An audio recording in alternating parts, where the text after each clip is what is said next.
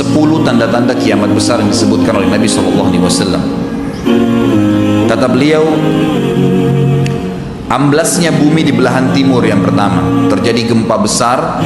Sebagian ulama hadis mengatakan bagian Asia, di mana Allahu a'lam. Tapi ini tanda-tanda kiamat besar akan terjadi nanti. Kemudian terjadi lagi longsor bumi di belahan barat. Sisi barat bumi kita tahu wilayah Afrika dan seterusnya. Kemudian amblasnya bumi di Jazirah Arab. Ini yang dimaksud dengan amblasnya bumi, artinya longsor yang besar, yang sulit lagi untuk ditimbun, udah nggak bisa ditimbun, nggak bisa diperbaikin. Kalau di situ ada kota, ada kampung, pasti hancur udah. 3 sekaligus terjadi longsor di 3 titik yang berbeda dan secara waktu atau dalam waktu yang bersamaan. Ini sudah selangsung 3 tanda-tanda kiamat. Jadi pada saat terjadi di timur itu tanda-tanda kiamat besar 1, terjadi di barat tanda-tanda kiamat besar 2, terjadi di Jazirah Arab tanda-tanda kiamat besar 3. Kemudian di dalam hadis ini disebutkan secara beracak. Nanti sebentar setelah saya terjemahkan hadis ini saya akan sebutkan urutannya. Lalu kata Nabi SAW, kabut yang menutupi bumi ini. Kemudian ada Dajjal. Jadi kabut itu dihitung dalam hadis ini yang keempat. Dajjal yang kelima. Kemudian yang keenam binatang melata. Nanti akan saya jelaskan juga apa yang dimaksud dengan binatang melata. Yang ketujuh keluarnya Ya'juj Ma'juj. Ini juga akan kita jelaskan nanti. Kemudian yang kedelapan matahari terbit dari tempat terbenamnya. Yang kesembilan keluarnya api dari perut kota Aden yang menghalau manusia. Sulit, manusia tidak bisa melalui Jazirah Arab. Kemudian yang ke-10 turunnya Isa putra Maryam. Turunnya Isa putra Maryam. Tentu saya katakan tadi hadis ini disebutkan dan disepakati oleh para ulama sifatnya teracak. Karena cukup banyak dalil-dalil yang lain yang mengurut kejadian ini. Urutan yang pertama dari 10 ini adalah keluarnya Dajjal. Ini urutan pertama. Dajjal, jemaah sekalian, adalah diambil dari kata-kata Dajjalah yang berarti kekacauan. Ciri-ciri Dajjal disebutkan dalam banyak hadis yang sahih adalah mata kanannya yang paling pertama rusak seperti anggur kering. Kata Nabi SAW dalam hadis sahih, ketahuilah Dajjal buta mata kanannya dan Tuhan kalian tidak buta, karena dia akan mengaku sebagai Tuhan. Kemudian dia orangnya memiliki kulit yang kehitam-hitaman serta memiliki dahi yang lebar. Setiap orang beriman bisa membaca di dahinya tertulis 3 huruf kafara. Semua orang yang ngerti tulisan Arab, tidak ngerti tulisan Arab akan bisa tahu dan baca itu kafara, kufur. Rambutnya keriting dan orangnya tinggi besar. Kata Nabi SAW, kalau kalian dengar Dajjal keluar di satu lokasi, maka menghindarlah. Walaupun kalian harus lari ke gunung, dia akan keluar membuat kerusakan selama 40 hari. Kata Nabi SAW, 40 hari itu sehari seperti setahun, sehari lagi yang kedua seperti sebulan, hari yang ketiga seperti sepekan, dan sisa harinya seperti hari kalian. Dia akan keliling muka bumi semuanya. Dan kata Nabi SAW, seluruh bumi ini akan dimasuki oleh Dajjal. Tidak tertinggal satu lorong, gang, jangankan kota atau desa, kecuali Dajjal akan masuk ke dalamnya, kecuali Madinah dan Mekah. Tidak bisa dimasuki oleh Dajjal. Kata Nabi SAW dalam hadis sahih, karena di setiap pintu gerbang Mekah dan Madinah malaikat mengenuskan pedangnya dan menghalau Dajjal sehingga Dajjal tidak bisa masuk.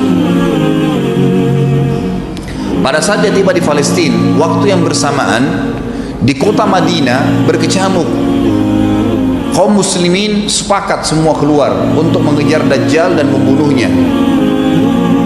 Keluar dari kota Madinah satu orang yang namanya seperti namanya Nabi Muhammad SAW, Muhammad bin Abdullah, dan dia dari turunan Nabi SAW juga.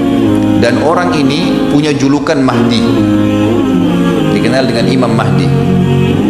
Inilah tanda-tanda kiamat yang kedua. Pada saat dia tiba di Mekah, dibaiatlah oleh banyak kaum muslimin, tidak disebutkan jumlah pasukannya, maka terbentuklah pasukan jihad yang mengejar Dajjal menuju ke Palestina. Lalu keluar tanda-tanda kiamat 3, langsung berentetan semua. Tanda-tanda kiamat besar yang ketiga adalah pada saat pasukan Imam Mahdi dengan pasukan jihad itu tiba di Darul Baydha namanya. Hadis menyebutkan di menara itulah, di masjid itulah Imam Mahdi mampir sholat asar bersama pasukannya. Dikatakan Isa alaihissalam akan turun sambil memegang kedua sayapnya malaikat, dan dari rambutnya yang basah meneteskan air. Maka dia pun turun, lalu kemudian dia masuk, dan orang-orang pada saat itu mengenalnya kalau dia adalah Isa, dan mereka sudah tahu ini masanya keluarnya Dajjal, ini Mahdi sudah ada. Mereka tahu akan turun Isa, sudah ada informasi seperti yang disampaikan ke Bapak Ibu sekarang. Itu muslimin di zaman itu sudah tahu semua. Sholatlah mereka, kemudian mereka menuju ke Palestina. Ringkas cerita adalah Nabi Isa alaihissalam akhirnya tiba dengan pasukan mujahidin di depan pintu gerbang Babulut. Dajjal mengatakan, bukakan pintu gerbang, mereka tidak akan mampu melawan kita karena pasukannya mereka banyak memang. Maka Dajjal dengan sombongnya menunggu di depan pintu gerbang. Pada saat dibuka, Dajjal kaget melihat ada Isa alaihissalam. Dan pada saat itu kata Nabi SAW, Dajjal faham kalau sudah tiba ajalnya. Begitu melihat Isa alaihissalam, dia lari dan badannya sambil meleleh di depan para pengikutnya. Pada saat Dajjal mati, pengikutnya pada ketakutan semua. Mereka anggap Dajjal Tuhan, mereka anggap Dajjal orang yang perkasa lah, orang yang kebal lah, beragam macam kelebihan. Mereka kaget pada saat mati, maka bertebaranlah mereka, dan akhirnya mereka sembunyi di bawah pohon dan di atas batu. Kemudian batu dan pohon akan memberikan penjelasan, hai muslim ini Yahudi, bunuhlah. Maka dibunuhlah pada saat itu mereka. Lalu Nabi Isa AS memimpin di muka bumi, dan kata Nabi SAW, pada saat itu Islam, agama Islam yang dibawa oleh Nabi SAW akan masuk ke semua rumah di muka bumi, gak tersisa. Satu dunia ini semuanya Islam. Hadis sahih. Maka Nabi Isa alaihissalam memimpin pada saat itu, disebutkan dalam hadis 40 tahun dengan ketenangan menerapkan hukum Islam. Semuanya beriman kepada Allah subhanahu wa ta'ala dan menjadi muslim. Setelah itu keluar tanda-tanda hari kiamat besar yang keempat, yaitu keluarnya Ya'juj dan Ma'juj. Nabi SAW sebutkan ciri-ciri mereka. Mata mereka sobekannya kecil sehingga mata mereka kelihatan seperti sipit, tapi bola matanya besar. Mereka memiliki rambut yang keriting, dan mereka memiliki poster yang umumnya seperti poster manusia. Ada hadis yang berbunyi mereka akan mendatangi sebuah sungai, kalau tidak salah namanya Sungai Tibria, airnya banyak mengalir. Kata Nabi SAW, mereka semua minum air sungai itu, dan yang terakhir dari mereka datang sudah nggak dapat air. Artinya air sungainya habis diminum. Bayangin berapa banyak jumlahnya tuh. Pada saat itu Nabi SAW mengatakan, Allah berfirman kepada Isa, berkata, wahai Isa, aku akan mengeluarkan hamba-hambaku yang tidak ada seorang pun dari kalian bisa mengalahkannya, termasuk Isa alaihissalam, nggak bisa mengalahkan. Maka selamatkanlah dirimu bersama dengan pengikut-pengikutmu ke Gunung Tur namanya. Jadi memang Ya'juj ini ciri khasnya, kata Nabi SAW, mereka memakan apa saja. Jadi bukan seperti manusia normalnya. Mereka membunuh semua yang bukan seperti mereka. Sampai-sampai kata Nabi SAW, tidak ada yang bisa mengalahkan mereka, dan jumlah mereka sangat banyak. Salah seorang di antara mereka tahu dia akan mati kalau sudah punya 1000 anak. Kata Nabi SAW dalam hadis Bukhari, kecelakaanlah bagi orang-orang yang ada di Jazirah Arab. Kemungkinan besar makna ini adalah tempat mereka dekat dengan Jazirah Arab. Kata Nabi SAW, kecelakaan bagi orang-orang yang Jazirah Arab karena telah terbuka dari lubangnya Ya'juj Ma'juj sebesar ini.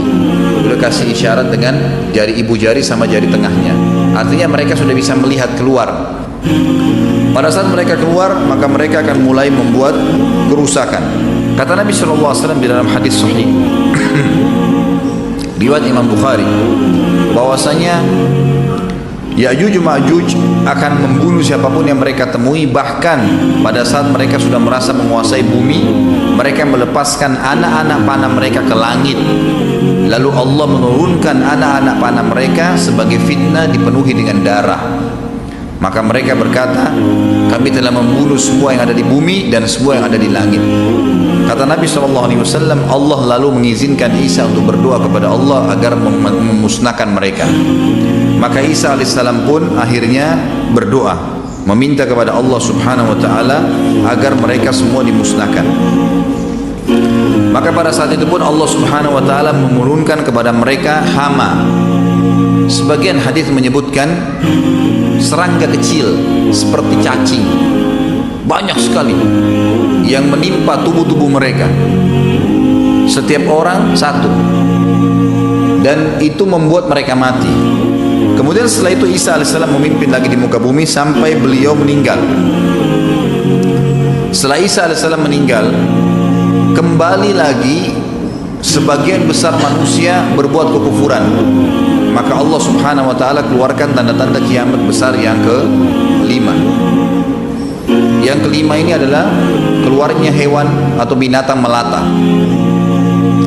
Binatang melata ini disebutkan dalam hadis yang sahih riwayat Bukhari, bahwasanya Allah SWT akan keluarkan, tapi tidak disebutkan dari bumi mana dia keluar. Dia akan keluar hewan melata yang bisa berbicara seperti manusia dan badannya dipenuhi dengan bulu.